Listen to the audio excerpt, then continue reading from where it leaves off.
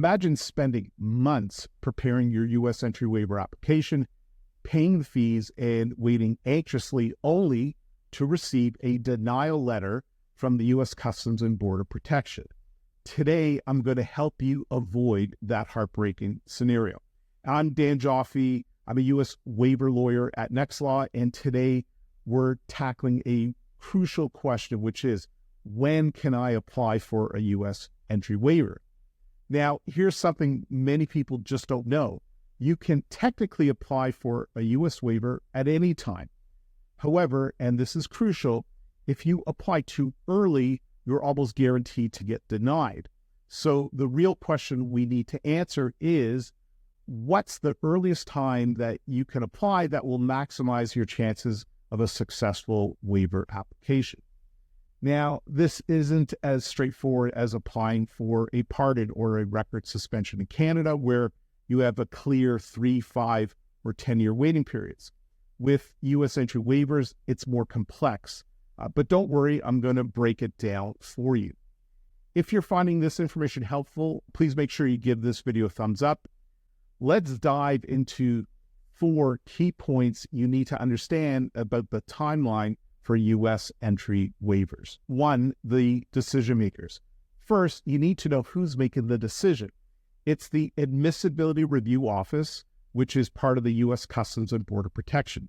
They use specific criteria to evaluate your application, and understanding what they're looking for is crucial. 2, risk assessment.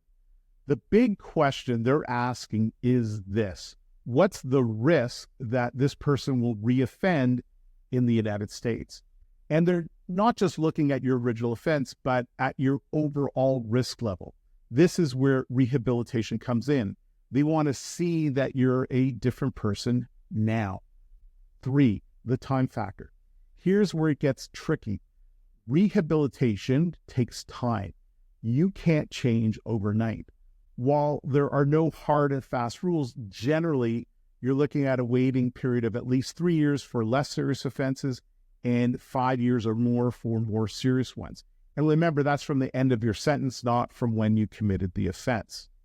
4, evidence of rehabilitation. Time alone isn't enough. You need to show that you've changed. This can include therapy, education, community service, anything that demonstrates you're not the same person who committed that offense. Now that we've covered the key points, let's move on to practical steps. Here are 4 steps that you can take to strengthen your application. 1, wait the appropriate time.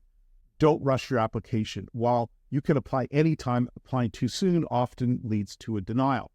And as a guideline, wait at least 3 years from the end of your penalty for less serious offenses and 5 years for more serious crimes.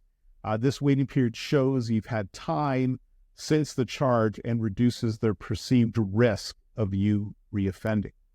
2, gather evidence of the change. Collect documentation of any programs you've completed, therapy you've undergone, or positive changes in your life. Remember, you're trying to show that you've used the time since your offense productively. 3, craft a compelling personal statement. This is your chance to tell your story, explain what happened, what you've learned, and how you've changed. Be sure to highlight the steps that you've taken during your waiting period to improve yourself and reduce the risk of reoffending. 4, get strong reference letters. Letters from respected community members can go a long way in supporting your case. These should speak to your character now, emphasizing how you've changed since your offense. Remember, applying for a U.S. entry waiver is about showing that you've changed and that you don't pose a risk. It's not just about waiting out a time period. It's about what you do during that time to maximize your chance of success. We offer free consultations to discuss your specific case. Check the description below for my contact details. Thanks for watching, and don't forget to subscribe and hit that like and notification bell.